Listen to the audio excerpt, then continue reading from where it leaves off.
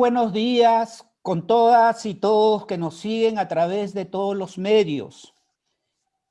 Mi agradecimiento al doctor Olmedo Belluche, miembro ALAS, participante siempre de todos nuestros congresos y prealas en América Latina y el Caribe.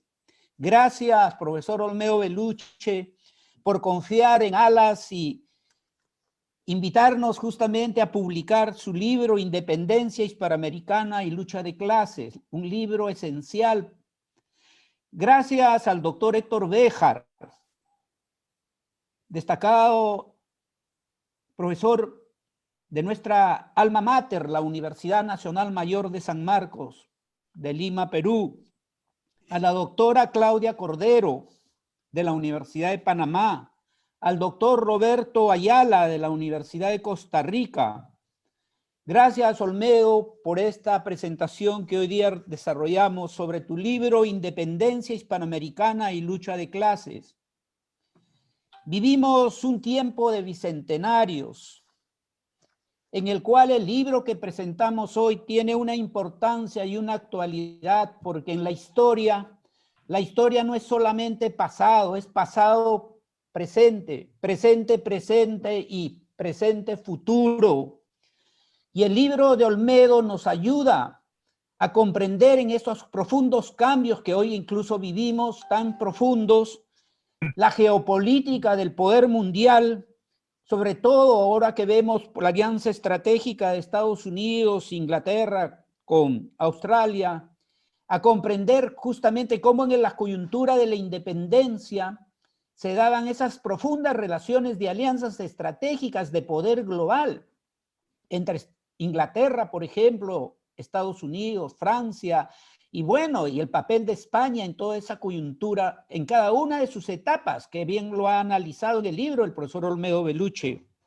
Pero también nos ayudan a comprender el desarrollo de nuestros estados nacionales en sus procesos de formación, desarrollo y complejidad que lo vemos viviendo hoy, sobre todo con el impacto desestructurador del neoliberalismo como modelo de política. También nos ayuda el libro de Olmedo Belluche a comprender las dinámicas internas de nuestros diferentes procesos, sus intereses, no solamente de cómo se jugaban los intereses socioeconómicos, sociopolíticos, sociojurídicos y culturales en la estructuración justamente de esa lucha por la verdadera democratización, no solamente económica, social, sino cultural de nuestras sociedades.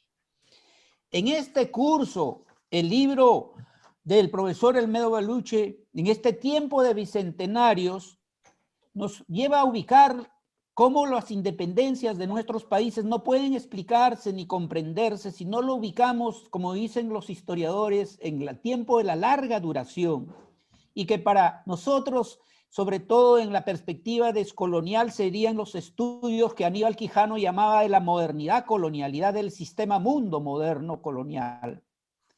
Por ello, el aporte del libro de Olmedo Belluche reflexiona justamente y cobra importancia de actualidad, porque nos ayuda pues a comprender las causas y consecuencias en cada una de sus fases de la independencia hispanoamericana, en sus antecedentes, sus revoluciones y contrarrevoluciones, como él bien señala, la revolución de 1808-10, la Constitución de Cádiz de 1812, la independencia de Venezuela, la relación justamente de los actores en las actitudes prácticas de su vínculo, ya sea en la perspectiva liberadora o colonialista, como la posición de Laureano Gómez denunciando a Santander, el Congreso Anfitriónico de Panamá y su importancia histórica, la dinámica de Estado, nación e identidades en nuestras sociedades tan complejas y contradictorias, ahora mucho más con esta nueva dinámica de financiarización y de la nueva sociedad red, en las nuevas dinámicas sociopolíticas, la Carta de Jamaica, las diferentes guerras de cada uno de nuestros países, de procesos de la independencia y los nuevos enfoques y la importancia histórica de la revolución de Haití en el proceso histórico de nuestros cambios en nuestras sociedades. Pero también el libro de Bellucci nos hace ver que hay que entender la historia desde la invisibilización de los otros, las otras, que no fueron reconocidos los pueblos originarios, el papel de la mujer en los procesos de nuestras independencias. En ese espíritu, el libro de Olmedo Bellucci, como bien señala el profesor Roberto Ayala en su presentación, es una historia social y una sociología histórica que nos ayuda en sus continuidades a comprender hoy los profundos problemas de nuestras sociedades. Problemas porque hasta hoy, en la interdependencia del cambio global de nuestras sociedades, así como fue la coyuntura de la independencia, las interdependencias de los procesos no pueden explicarse si no comprendemos esa relación compleja entre lo que llamamos el norte y el sur y las propias contradicciones en el norte y el sur.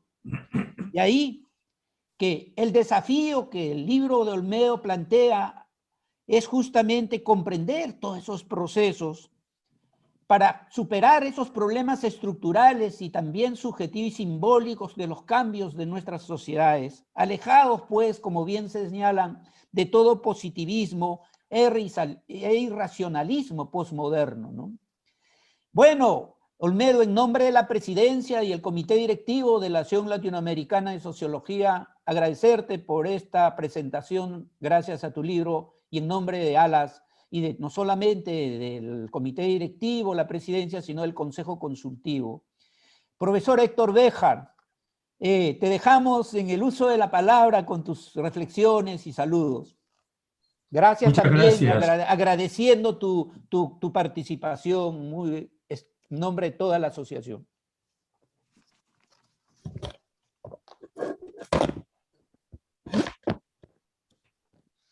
Muchas gracias, Jaime. ¿Me escuchan bien? Sí, sí, te escuchamos muy bien. Desgraciadamente, por el hecho de encontrarme yo fuera del Perú, no he tenido tiempo de recibir el libro del profesor Olmedo Bellucci, a quien de todos modos quiero felicitar porque creo que es muy importante revisar nuestra historia, nuestros orígenes, porque creo que en nuestros orígenes vamos a encontrar gran parte de las raíces de los problemas que hoy día padecemos y también las posibilidades de salida, de progreso, de cambio social que nosotros podemos tener en nuestros países.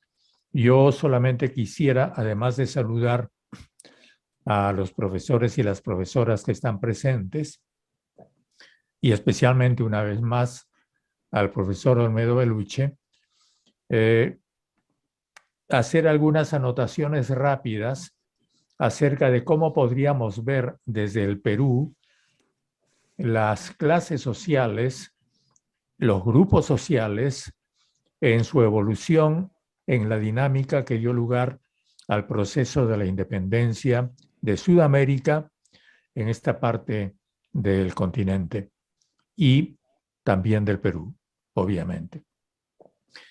La historia convencional no narra y además esconde en gran parte el rol de los pueblos y nos presenta la lucha por la independencia como una lucha de grandes líderes.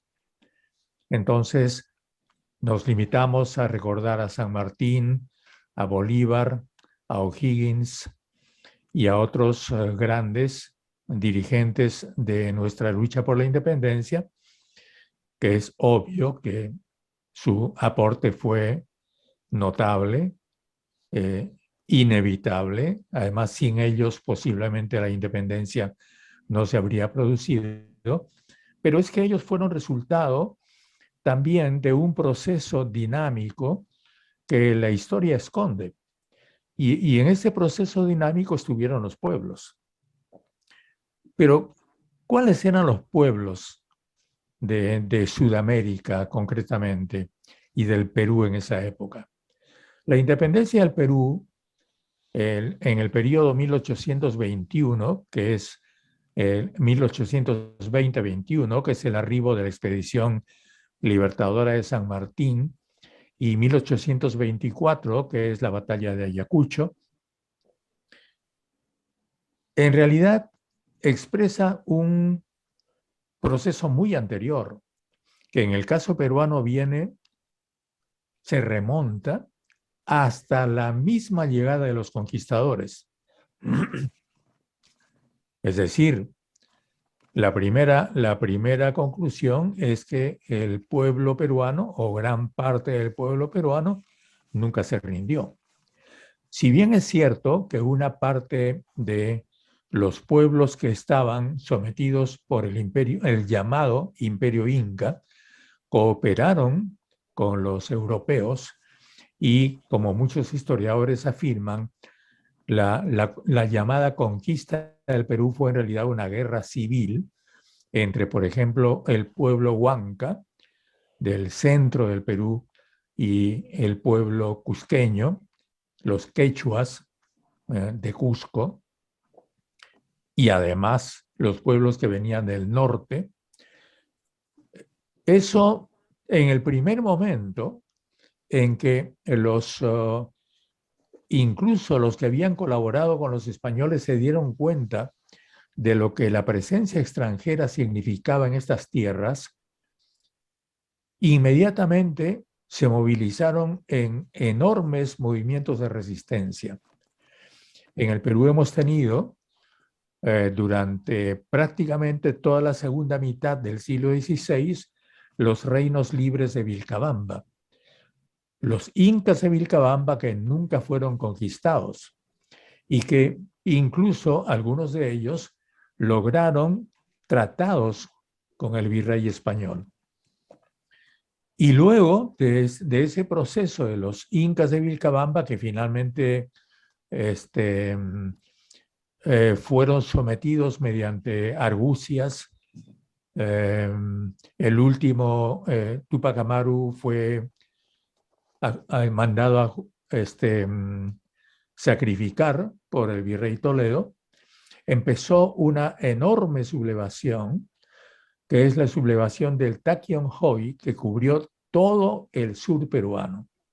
Sería largo hacer el relato de todos los movimientos que siguieron, no hay mucho tiempo, pero también debemos decir que todos estos miles de movimientos de resistencia, de sublevación, frente a la presencia extranjera en el Perú, culminaron en 1870 con la gran revolución de Túpac Amaru y Túpac Katari, que abarcó todo el sur peruano y gran parte del territorio de la actual Bolivia.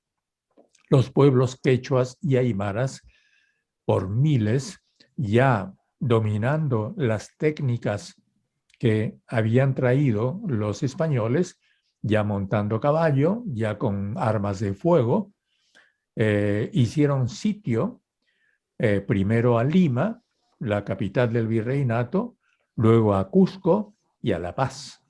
Y ese fue un proceso enorme de muchos años, que en el caso peruano culminó con el terrible sacrificio de Túpac Amaru y todo el clan de los Túpac Amaru. Entonces, y Túpac Katari continuó muchos años más en el actual territorio de Bolivia.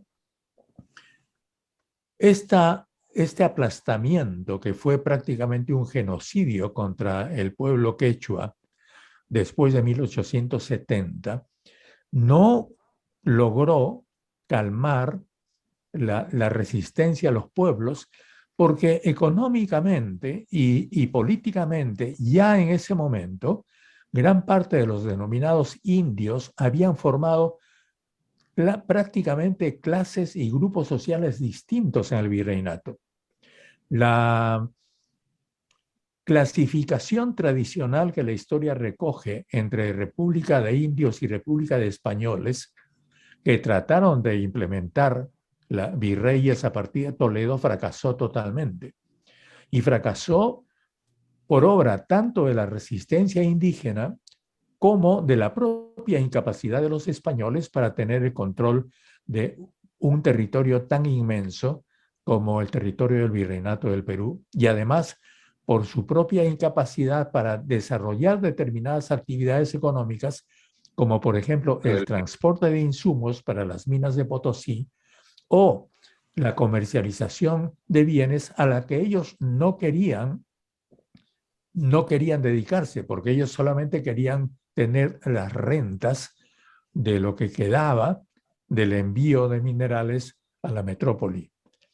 Esto dio como resultado que hubiera, al lado de los denominados curacas o caciques, que eran los reyes indios reconocidos por la corona española y a los cuales se les daba el rol de recoger el tributo, al lado de ellos estaban los indios libres, que eran prácticamente de dos clases. Los aceptados por el virreinato, porque eran los comerciantes que fueron enriqueciéndose, algunos de ellos incluso llegaron a ser dueños de esclavos, y por otro lado, los indios libres, que fugaron, los que fugaban de la mita, de las minas, y permanecían de manera libre, y empezaron a formar lo que llamaron los españoles las republiquetas, es decir, pequeños reinos sobre los cuales los españoles no podían tener control dada la inmensidad del territorio del virreinato. Entonces, aquí hay todo un proceso social muy complejo que es el que va a relacionarse, y eso es impresionante cuando uno revisa la historia, con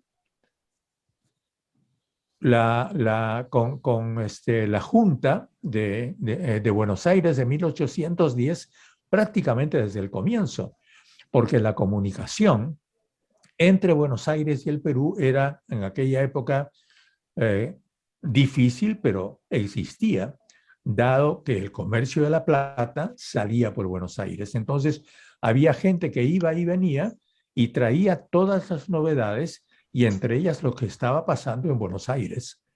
Y por tanto, cuando San Martín organiza desde Valparaíso con Bernardo O'Higgins, con apoyo inglés, la expedición, lo que la historia llama la expedición libertadora, esa noticia ya se tenía en el Perú. Pero en el Perú, ¿quiénes son los que reciben a San Martín? No solamente un marqués como Torretagle, que es el que declara la independencia en el Perú antes de San Martín, en 1820 en el norte, pero que estaba en contacto con San Martín, sino además lo que se llamó los montoneros, los bandoleros, los indios libres que controlaban los caminos, especialmente los caminos que conducían a Lima. Y la primera tarea que hicieron los hombres que rodeaban a San Martín, especialmente Bernardo de Monteagudo, que acompañó a San Martín y era su brazo derecho en la defensa y en la organización política, la primera tarea fue ponerse de acuerdo con ellos. Y antes que San Martín desembarcase en Paracas, ya estaban esperándolo los llamados montoneros indígenas. Esos montoneros cubrían prácticamente toda la subida desde Lima a la sierra hasta Pasco, donde estaban las minas del centro, y llegaban hasta Ayacucho. Y fueron esos mismos montoneros los que colaboraron con Bolívar. Es decir, que ellos se mantuvieron, a pesar de toda la guerra de la independencia, se mantuvieron vigentes entre 1821 y 1824 y culminaron sus actividades con el apoyo a las fuerzas de Bolívar y de Sucre en la batalla de Ayacucho. Entonces, es muy interesante observar que los denominados indios en el Perú estaban divididos, porque los indios también eran los reclutas del ejército realista. Y habían indios de un lado e indios del otro lado. Pero esos indios no estaban ahí solamente por motivos militares. Esos indios estaban porque constituían ya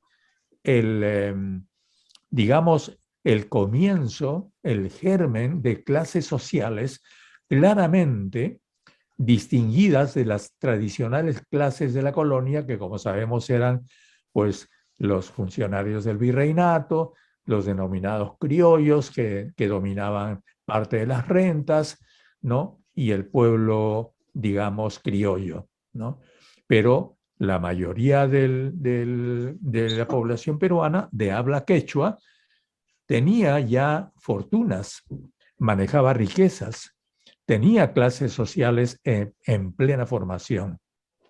Desgraciadamente, y aquí empiezan los problemas, la mirada tanto de San Martín como de Bolívar, que era una mirada más bien que venía de la, como sabemos, de la Ilustración francesa, era una mirada muy europea, era una mirada que quería para el Perú, no el Perú en el cual había pensado Tupac Amaru, sino un Perú más bien europeo, y que esperaban que los denominados indios fueran civilizados a la manera europea, no recogió la presencia ni quiso reconocer la presencia enorme y decisiva de este pueblo ya organizado.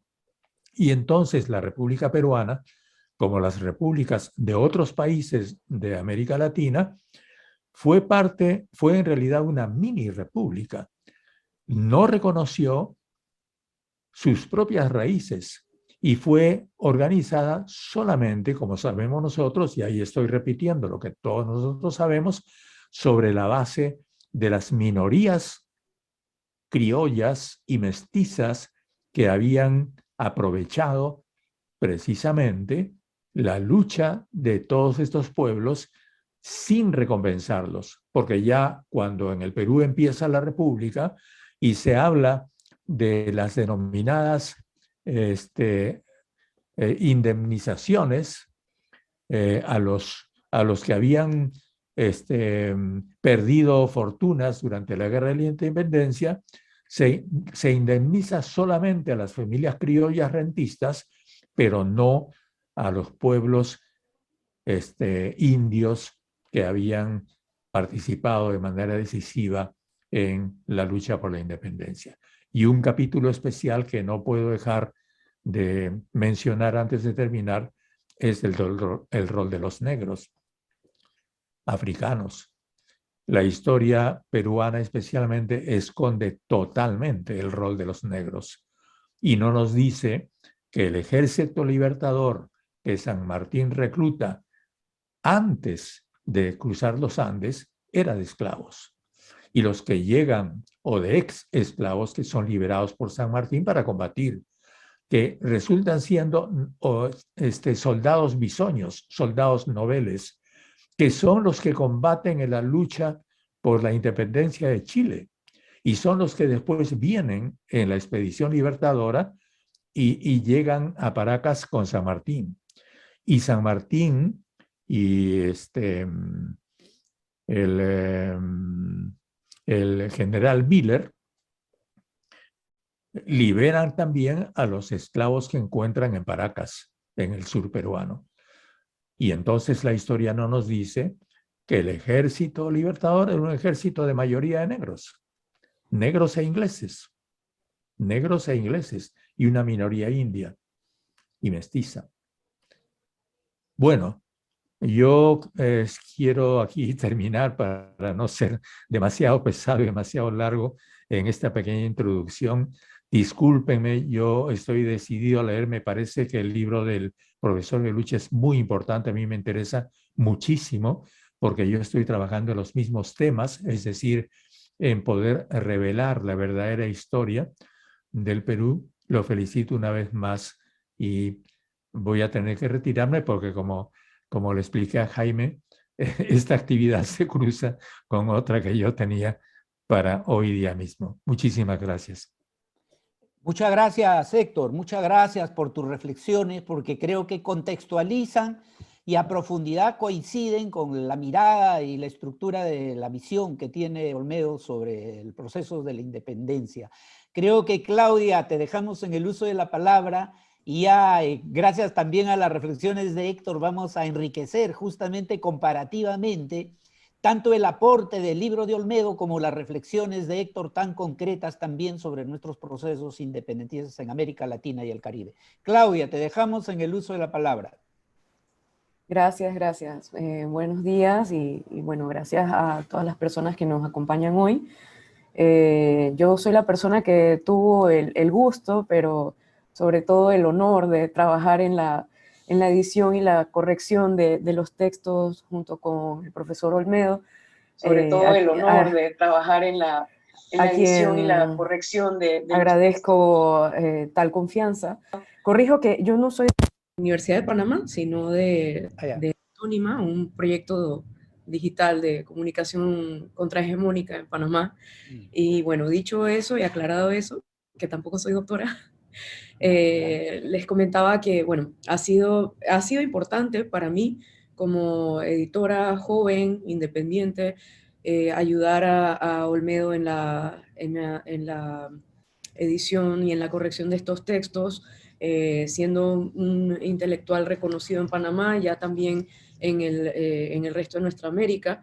Y pues actualmente, como también se comenta en el prólogo, su trabajo, él es sociólogo, pero su trabajo ya termina enmarcándose en lo que sería la historia social, tanto de Panamá como de otros pueblos, del resto de los pueblos latinoamericanos, y es algo que pienso que se consolida con esta obra que hoy estamos presentando, y sobre todo al ser lanzada pues, de la mano de Alas.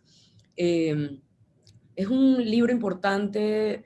Yo como joven pienso que es un libro importante en los tiempos que vivimos, donde las políticas identitarias han puesto mucho el foco sobre varios de los conceptos que se abordan en este libro, nación, identidad, que actualmente se disputan o se instrumentalizan incluso desde distintas perspectivas y desde distintas ópticas a lo largo del espectro político.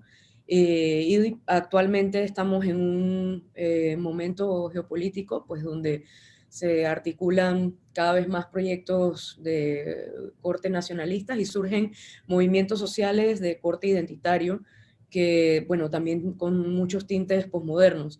Entonces, en ese sentido, enmarco yo la pertinencia de un libro como este, con el rigor que aporta, por supuesto, el método marxista, justamente por arrojar luz sobre estos conceptos tan manoseados actualmente y a veces muy poco entendidos: independencia, nación, identidad, y también arroja luz sobre estos procesos sociopolíticos, sociohistóricos que hoy día en nuestros países latinoamericanos ha habido pues un borrado sistemático de la memoria histórica que nos impide como sociedades ver estos procesos, o más bien estos hechos históricos, como partes de los procesos y de las crisis que actualmente vivimos, que están insertas en este continuo. Entonces, en este sentido, pues el trabajo de Olmedo, pienso yo que también sería justo decir que es una muestra de resistencia, considerando que en países como los nuestros, o voy a referirme más particularmente a Panamá, donde se conocen casos donde algunos historiadores, tal vez puedo decir alguna hipótesis, aunque creo que hay más que eso, de que quizás por las dificultades de vivir de una disciplina como la historia por acá, por estos lares, terminan vendiendo su pluma a la oligarquía, que obviamente pues cuenta la historia a su conveniencia para hacer pasar sus intereses como los de todo un pueblo o pueblos. Y esa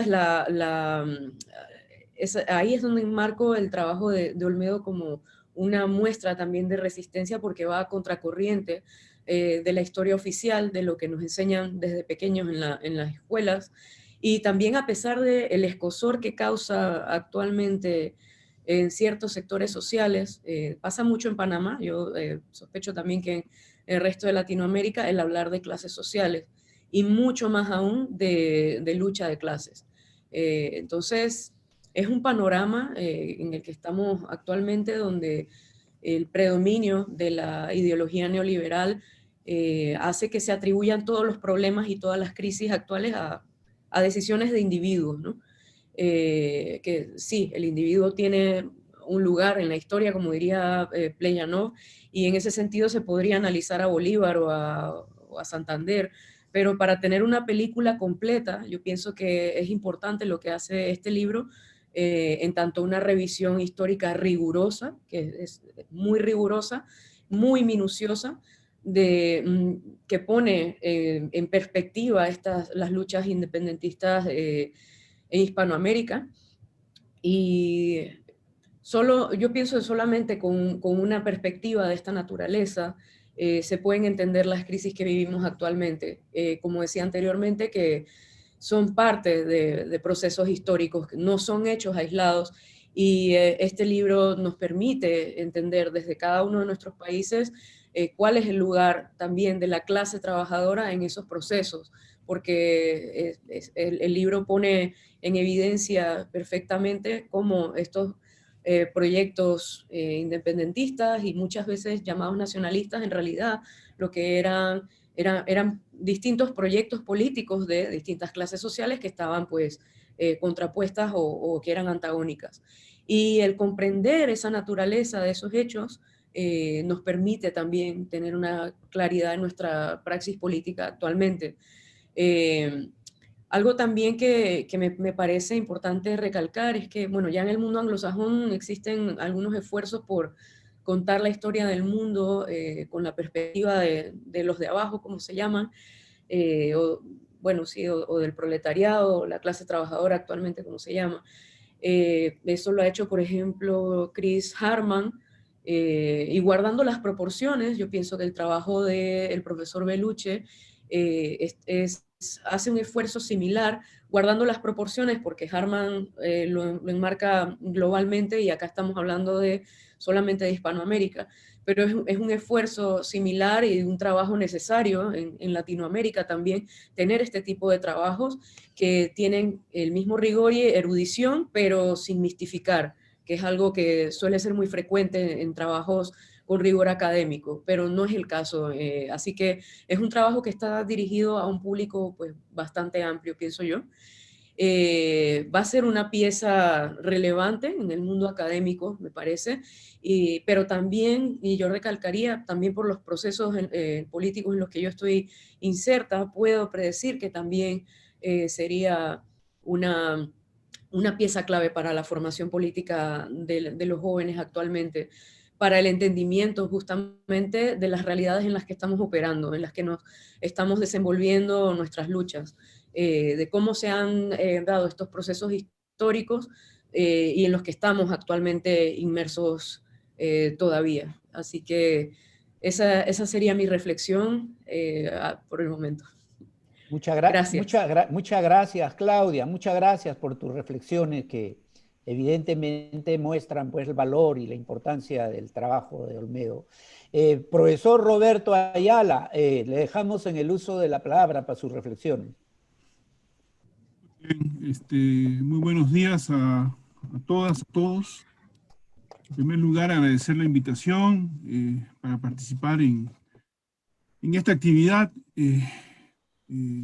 Al profesor Ríos, a Olmedo, que me une una larga amistad y colaboración de actividad política, intelectual.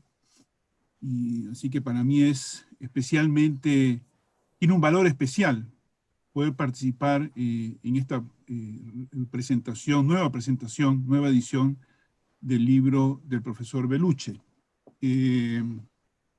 Como decía Claudia Cordero, el libro reaparece en una coyuntura en que estamos en buena parte de América Latina trabajando, reflexionando, sometiendo a reconsideración los eventos y la significación de los 200 años de ruptura del pacto colonial, ¿no? Y a partir de ahí, lo que ha sido la historia de América Latina en estos 200 años, su pasado, su presente y, por supuesto, su futuro.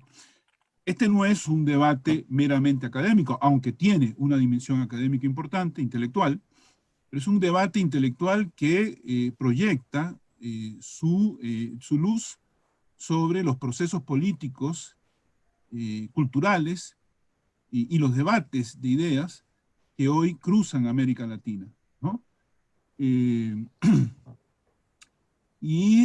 Por eso el libro tiene una repercusión que va más allá de los compartimentos académicos, historia social, sociología histórica, etc.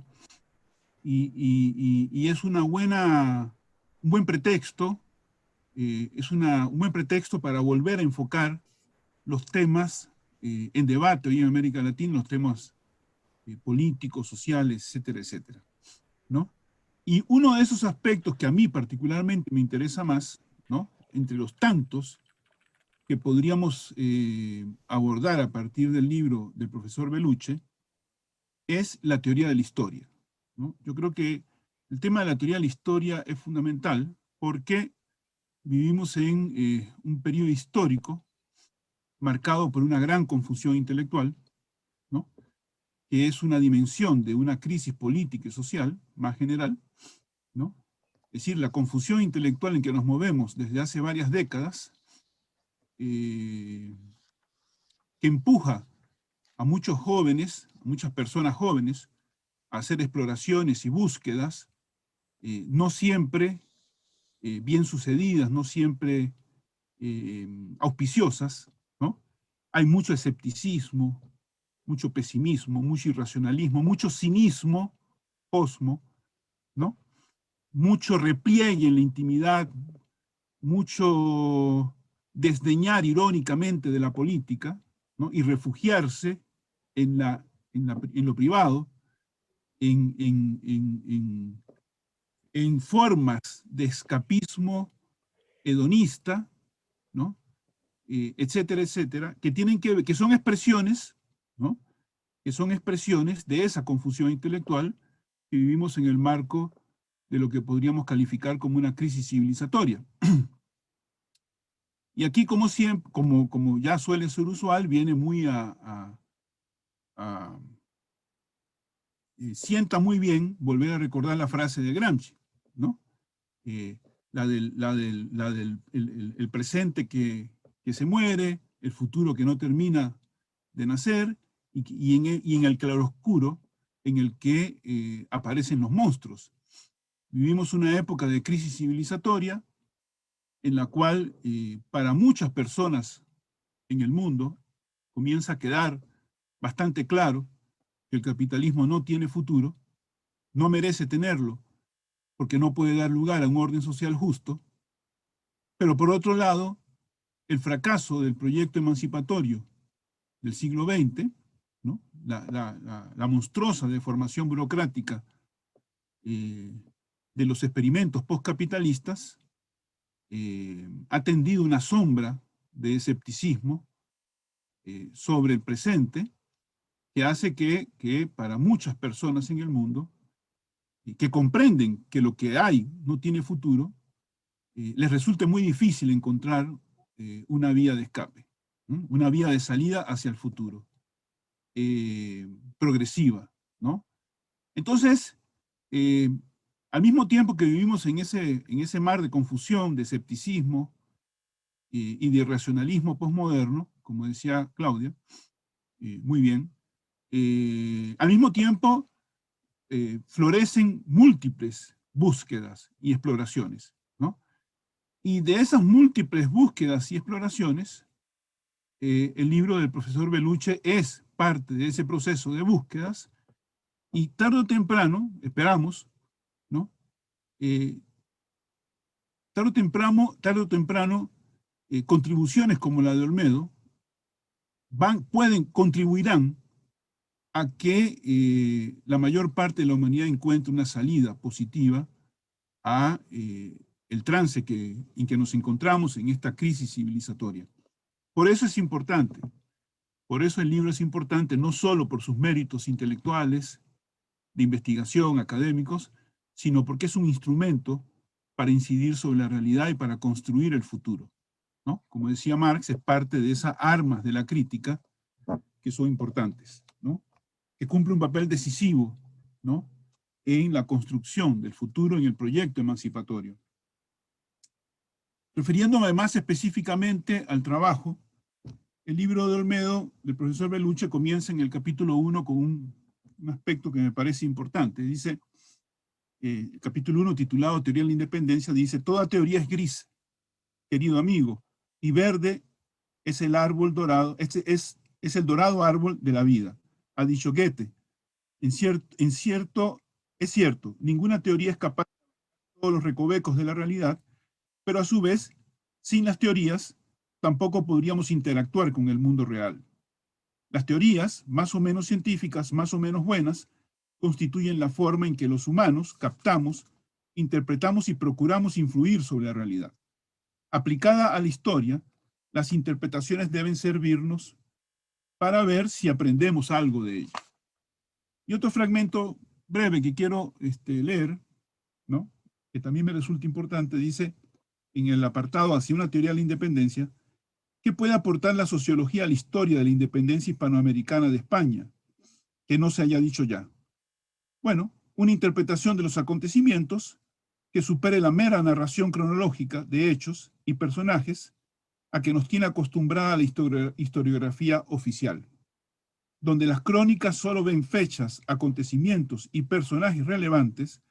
La sociología puede ver clases sociales contrapuestas, con demandas y proyectos propios, grupos de interés en conflicto, etc., ¿no? Entonces, esos dos fragmentos me parecen muy importantes porque dan el marco teórico-metodológico del trabajo del profesor Belluche, ¿no?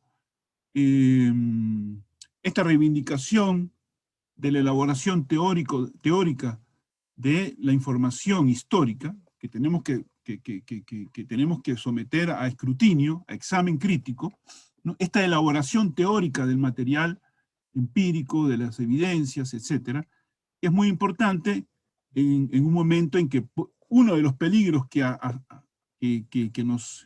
nos amenazan es esta deriva empiricista, antiintelectualista, ¿no?, vinculada con este hiperimpirismo posmoderno, o con la siempre amenaza presente del positivismo, etcétera, etcétera, ¿no? Y esa reivindicación de la importancia de la teoría, ¿no?, del examen teórico, de la evidencia empírica, ¿no?, se articula con esta otra reivindicación del papel de la sociología como disciplina de la sociología política, y en particular de la sociología de cuño marxista, que permite, digamos, ir más allá de la mera crónica, del mero registro, ¿no?, y someter a una interpretación crítico-racional los materiales de la historia. Entonces parto de esos dos aspectos, ¿no?, que en mi opinión dan el marco teórico-metodológico del trabajo del profesor Belluche. Y lo que voy a hacer es básicamente leer el prólogo que yo redacté para el texto, ¿no?, y a partir de ahí agregar algunos elementos adicionales, que es el prólogo del libro. Dice: en una carta a Engels, escrita en 1864, Marx cuestionaba ásperamente a Leopold von Ranke por concebir y escribir la historia como, comillas, un fácil tráfico de anécdotas, y por, comillas, atribuir los grandes acontecimientos a causas mezquinas e insignificantes. El propio Engels, con más vocación de historiador que Marx, en repetidas ocasiones criticó con dureza la visión de la historia como constructos mentales sin necesaria relación con el proceso histórico real, o el subjetivismo de quienes creen que cada historiador tiene derecho a tener una imagen particular del pasado. Para los fundadores del materialismo histórico, la historia como ámbito de estudio significaba indagar los factores y fuerzas sociales que permitirían entenderla como un proceso. Y aquí hago un paréntesis sobre el tema de la teoría marxista de la historia, ¿no?, y su importancia como arma de la crítica, como instrumento para arrojar luz sobre los acontecimientos humanos, como instrumento para hacer inteligible la historia, ¿no? Foucault decía, tiene una de esas frases, ¿no? Foucault era un experto en acuñar frases, ¿no?, decía que la historia no tiene sentido, pero es inteligible. Es una frase típica, ¿no? Cuyo sentido no es inmediatamente evidente, pero lo que quería decir básicamente, a su manera, siempre rara, es que la historia no tiene un sentido a priori, no está predeterminado, pero a posteriori es inteligible. Podemos ir un poco más allá del ruido, de los acontecimientos exteriores, como dice Engels en alguna carta, en algún texto. Podemos ir más allá de los acontecimientos de superficie para captar la lógica subyacente, ¿no? Para encontrar las regularidades, las tendencias, ¿no? Que permiten hacer de la historia y del curso de los acontecimientos algo inteligible. Porque un problema fundamental para una teoría materialista de la historia, para la teoría marxista de la historia, es comprender que la historia no es una amalgama de hechos caprichosos, arbitrarios, ¿no? Aunque eso parezca en una primera aproximación superficial, fenoménica. Pero yendo más allá, podemos encontrar en la historia una articulación dialéctica de factores objetivos y subjetivos. Se ha remarcado muchas veces esto. Una articulación dialéctica de factores objetivos y subjetivos que quiere escapar del subjetivismo idealista de algunas concepciones de la historia todavía presentes entre nosotros, ¿no? Y por otro lado, del mecanicismo determinista de los materialistas del siglo XVIII, hicieron un aporte fundamental, pero que no consiguieron captar la lógica fundamental de las fuerzas motrices de la historia, ¿no? Porque tenían una concepción mecanicista, etcétera, etcétera. Entonces, entre esos dos extremos, ¿no? Entre esos dos extravíos, entre el subjetivismo, ¿no? El mecanicismo y también las concepciones irracionalistas, entre el escepticismo y el irracionalismo, el marxismo es un intento que lleva 170 años de construcción y es un proceso abierto, de dar lugar a una teoría materialista de la historia, ¿no? Que consiste fundamentalmente en partir de que lo fundamental en la historia es la actividad de los seres humanos, ¿no? Cosa que ya sabemos desde Hegel, ¿no? El tema de cómo Hegel dice en la fenomenología del espíritu que la conciencia emerge en el trabajo praxis de los seres humanos. Hegel es el primero que aporta una teoría de la historia, ¿no? Que más allá de su idealismo objetivo, sin embargo, alcanza a ver que el proceso histórico humano, de autoproducción humana, se funda en su actividad práctica. Por eso el concepto de praxis y el dimensionamiento de la importancia del trabajo humano, en el cual los seres humanos modifican sus condiciones de vida y se autoproducen en ese proceso, esas nociones ya están en Hegel y son heredadas por el marxismo y reconceptualizadas, reelaboradas por el marxismo. Entonces, partimos de esta noción brevemente, de que la historia es hecha por los seres humanos.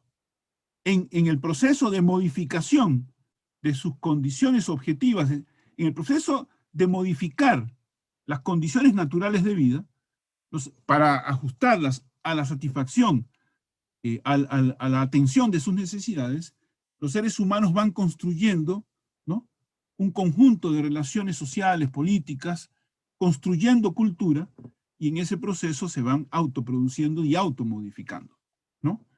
Entonces, en ese sentido, se trata también de ver, ¿no?, de que la base económica es, ¿no?, la condición de posibilidad para la acción de los humanos, pero los seres humanos modifican esas condiciones materiales conscientemente.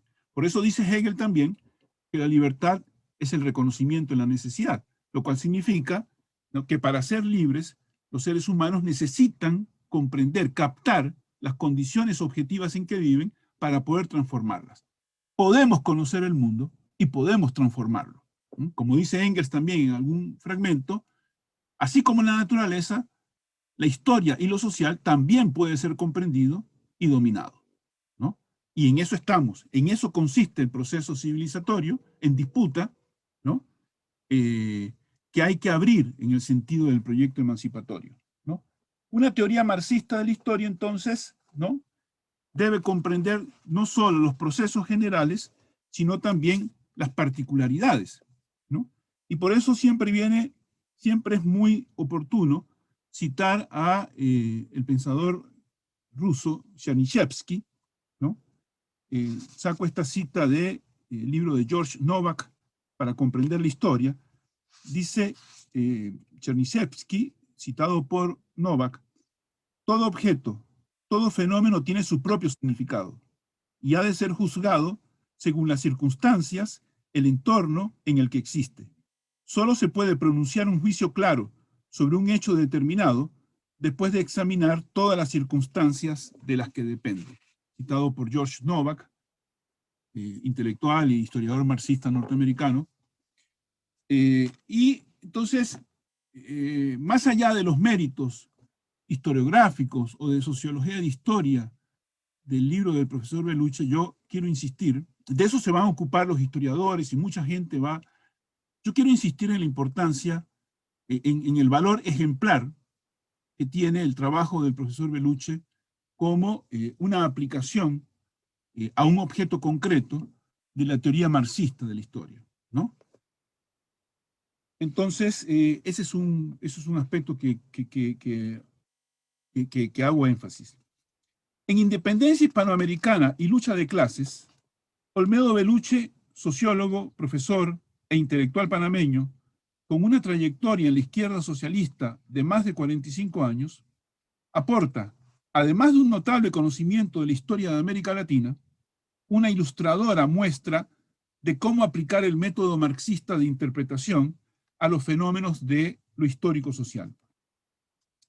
El texto del profesor Bellucci se mueve entre el oficio propio del historiador profesional y la formación y vocación del sociólogo, entre la historia social y la sociología histórica. En esta línea, nuestro autor precisa, ya al comienzo de la presentación, abro comillas, más que una descripción minuciosa de los hechos, para los cuales existen referencias bibliográficas muy buenas, hace falta un abordaje de los trazos gruesos que permita poner en orden racional todo el proceso independentista. Cierro comillas. Es decir, una interpretación del fenómeno histórico de las independencias desde el marxismo y poniendo el foco en las luchas sociales que dieron forma a todo el proceso.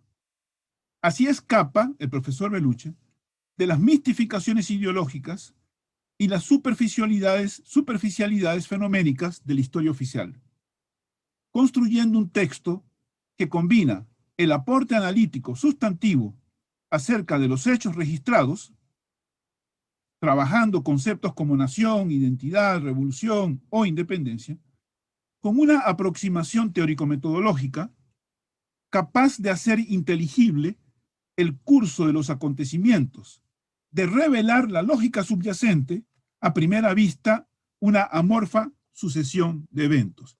Y aquí hay que recordar que si bien en este mundo hay lógica, el mundo no es un esquema lógico.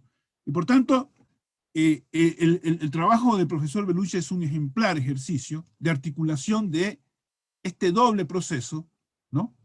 De captar una lógica subyacente, pero estando abierto a el carácter, a las contingencias, a los accidentes, a los errores, ¿no? Es decir, a lo imprevisible, ¿no? Es interesante cómo en el ámbito del terreno, en el ámbito de la sociología histórica o de la historia social, es necesario lidiar con esto que decía Engels, de cómo en la historia hay accidentes. No todo puede ser reducido a un esquema.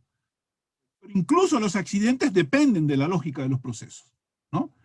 Entonces, es interesante esta articulación entre la lógica subyacente y los accidentes que inevitablemente que tienen que ver con el choque de intereses, de personalidades, de proyectos, una figura como la de Santander en historia de la Gran Colombia y de América Latina. Es decir, este tema de la personalidad en la historia que ya mencionó Claudia. Pensar crítico-racionalmente la historia como proceso de autoconstitución humana, paréntesis, Hegel contra la mala infinitud, ha exigido denunciar y superar la mera crónica, el descriptivismo presuntamente neutral, que trafica una versión fetichizada y pseudoconcreta de lo real, la versión del sentido común, y en las últimas décadas enfrentar el empuje irracionalista posmoderno, negador incluso de la posibilidad misma de tal conocimiento racional de la historia, crítico-racional de la historia. Contra las concepciones subjetivistas o positivistas, comprender la historia conlleva examinar la información disponible en el actual estado de nuestros conocimientos de la manera más descentrada posible, o sea, no subjetiva, para intentar reconstruir intelectualmente el proceso histórico objetivo, hilvanado a partir de la dialéctica de las condiciones sociales de existencia y la acción intencional de los grupos e individuos, o sea, la dialéctica de proceso objetivo y acción intencional de los distintos individuos y grupos. Las condiciones materiales, en sentido amplio, son al mismo tiempo el resultado de las acciones humanas, la praxis social, y el mundo objetivo en el que las generaciones posteriores desarrollarán su actividad y modificarán a su vez tales condiciones reales. Aquellos que llevan 170 años insistiendo con la majadería de acusar al marxismo de un economicismo, olvidan que si bien la economía es la base objetiva, la condición de posibilidad de las acciones humanas, que establece el horizonte de las posibilidades culturales, olvidan dos cosas. Uno, que esa base económica objetiva es un resultado de la acción humana, de las generaciones pasadas. Y en segundo lugar, olvidan que los seres humanos del presente actúan objetivamente en esas condiciones heredadas por generaciones anteriores, pero pueden tomar conocimiento de ellas, pueden comprenderlas y pueden transformarlas conscientemente. Hacemos un mundo a partir del mundo heredado. Lo central en la historia humana es la praxis humana, que en el proceso histórico se torna crecientemente consciente. Si la sociedad es, comillas, una totalidad compleja en devenir, a partir de sus propias tensiones internas, entonces para el marxismo, pensar la historia es escrutar y exponer los diversos determinantes del histórico social, las relaciones entre economía, política, cultura y subjetividades, teniendo en cuenta dos criterios generales. Por un lado, la determinación en última instancia por el nivel de desarrollo de las fuerzas productivas, es decir, la capacidad alcanzada por los seres humanos de conocer y controlar su entorno, cierra paréntesis, que establece en general el ámbito de las posibilidades, y por el otro, el lado activo de la historia, la modificación de tales límites por la acción humana asociada con un grado creciente de conciencia y autoconciencia, es decir, de sentido de la historicidad de la humanidad. El trabajo del profesor Bellucci se remite a este marco teórico-metodológico, desarrollando un ejercicio de equilibrio dinámico entre el rigor académico y lo polémico político. La historia no es cosa de museos, ni objeto de erudición desconectada. Estudiamos la historia para intervenir crítico-racionalmente sobre el presente. Y eso también supone que comprender la historia significa interpretarla, porque los hechos no hablan solos. Miramos la historia desde un cierto lugar, un tiempo, unas condiciones. El lugar de Bellucci es América Latina y las vivencias e intereses, aspiraciones de los de abajo, de los explotados y oprimidos.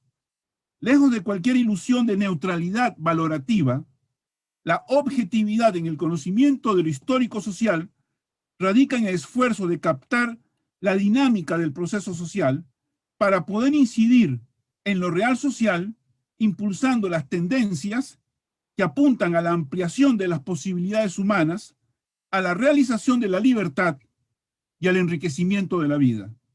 El trabajo de Bellucci es un sólido aporte en este sentido, más allá del debate entre especialistas e interesados, al cual que contribuirá a enriquecer.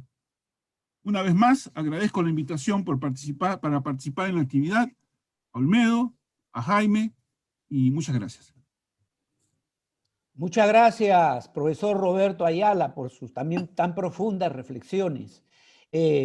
Olmedo, te dejamos para tu reflexión final y también tus saludos a todos los que nos siguen. Gracias por siempre esa confianza con Alas de permitir presentar este libro.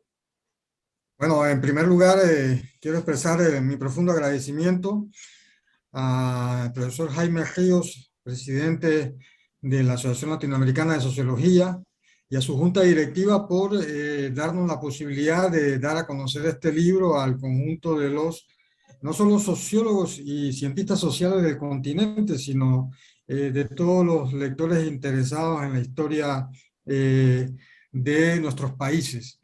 Mil gracias por esa confianza y por la publicación de la obra. Gracias a Héctor Béjar, canciller de la dignidad del Perú, a Claudia Cordero por sus palabras y al compañero, amigo, compañero de luchas y intelectual Roberto Ayala por sus análisis. Yo, aparte de invitarles a leer el libro que va a estar disponible de manera gratuita digitalmente en la página web de la Asociación Latinoamericana de Sociología y esperamos que también en la de Claxo, diría un par de ideas para complementar lo ya dicho y motivarles a leerlo. Uno, que si pudiéramos resumir en una frase el libro, es que tenemos que desechar la visión de la historia oficial que nos presentan en nuestros países, que es una historia presentada para legitimar los actuales estados y las actuales clases gobernantes que nos dirigen. Entonces esa visión historicista que pretende que desde la independencia se construyeron nuestros estados en función de alcanzar objetivos de la ilustración, de democracia, libertad e igualdad, no necesariamente fue lo que pasó ni estuvo presente en cada momento. Y luego no es cierto que esas clases gobernantes, cuyos tataranietos todavía en gran medida nos siguen gobernando, hayan alcanzado y nos hayan legado a nuestros pueblos esos sueños de libertad, igualdad y fraternidad que estaban de moda en inicio del siglo XIX. El proceso de la independencia es un proceso de descomposición del imperio español llamado monarquía católica en su momento.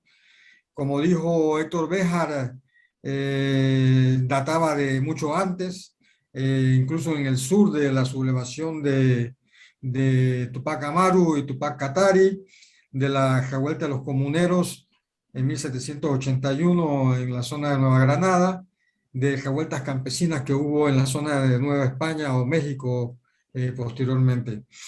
Y en segundo lugar, ese proceso se expresa con toda claridad a partir de la crisis de la monarquía cuando Napoleón invade la península ibérica y hay un vacío de poder.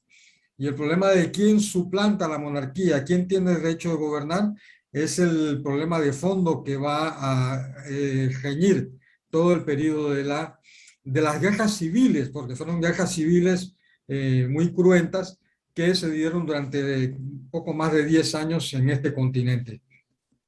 Y como en toda revolución, es un proceso que al principio no está claro el objetivo, es un proceso en el que no todos los sectores opinan igual, y así como en el presente no es cierto que haya unidad nacional en torno a alguna idea o a alguna propuesta o a algún gobierno, no es cierto que había unidad nacional en ese momento.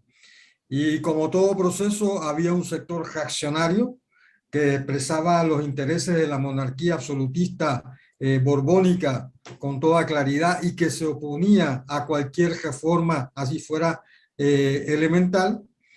había otra clase social, los criollos, que controlaban el poder económico en la región y que eran muy moderados políticamente y que aspiraban simplemente a ser parte de la estructura política de la monarquía al principio y que no pretendían la independencia, y así se expresó en las actas desde 1810, jurando lealtad a Fernando VII, y que contrario a los sueños de libertad, igualdad, fraternidad, temían mucho esas ideas y por eso se oponían a la monarquía impuesta por Bonaparte, de su hermano, en Madrid, y sobre todo tenían mucho temor al fantasma de que sucediera en nuestros países lo que había pasado en Haití, donde los esclavos negros se habían sublevado, creyendo en esas promesas de libertad, igualdad y fraternidad que la Revolución Francesa no les cumplió,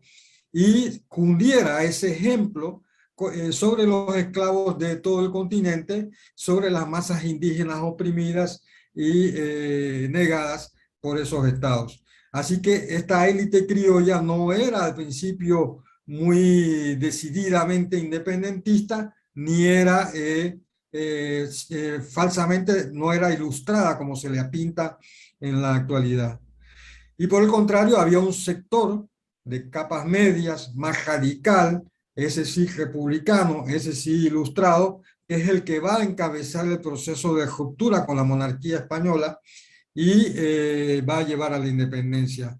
Sectores de militares como San Martín, de sectores ilustrados como Miranda y Bolívar en la zona de Venezuela, como Nariño, abogado en Bogotá, curas incluso de tipo medio como Hidalgo y Morelos. Pero es un proceso de radicalización que ellos van dirigiendo y terminan dirigiendo hasta el final. Y más abajo el pueblo, que como dijo Héctor al principio, a veces era utilizado por los monárquicos reaccionarios, mucha parte de él, y otras veces se sumó al proceso radical de la independencia y fue el que cuando entró en acción hizo que el proceso avanzara y se radicalizara. Los artesanos de Bogotá que obligaron a deponer al virrey en ese momento, en 1810, y al final impulsaron a Nariño a proclamar la Primera República en 1811, y así sucesivamente. Entonces es un proceso que se da. Lamentablemente, como toda revolución, decimos ahí, se da la teoría del péndulo que utilizaron para estudiar la Revolución Francesa en su momento, que se radicaliza, llega a su punto revolucionario más importante con el terror jacobino, pero luego el péndulo vuelve a la derecha bajo la dictadura de Bonaparte, bajo unas nuevas circunstancias, pero controladas por una nueva clase dominante. Así como en la Revolución Rusa el péndulo fue y volvió y se estabilizó bajo el régimen de Stalin, altamente represivo, que a la vez contradecía los objetivos de la revolución.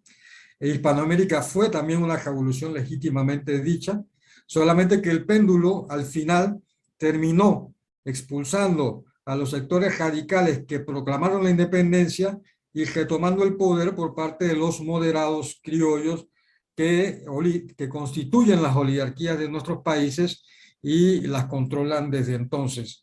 En ese sentido, hay una frase de Santander que se cita en el libro, o de los sectores que apoyaban a Santander, que decía que no habría patria o nación mientras hubiera patriotas o independentistas que estaban expresados en estos ejércitos revolucionarios que había. Entonces estas oligarquías terminan controlando el poder, hablando formalmente de democracia, pero sin participación popular, y expulsando o matando a la mayoría de los patriotas que en verdad fueron los que decidieron el proceso. Por eso Bolívar muere prácticamente camino del exilio, por eso San Martín muere exiliado en Francia, por eso Manuelita Sáenz muere olvidada en un puerto de Sudamérica.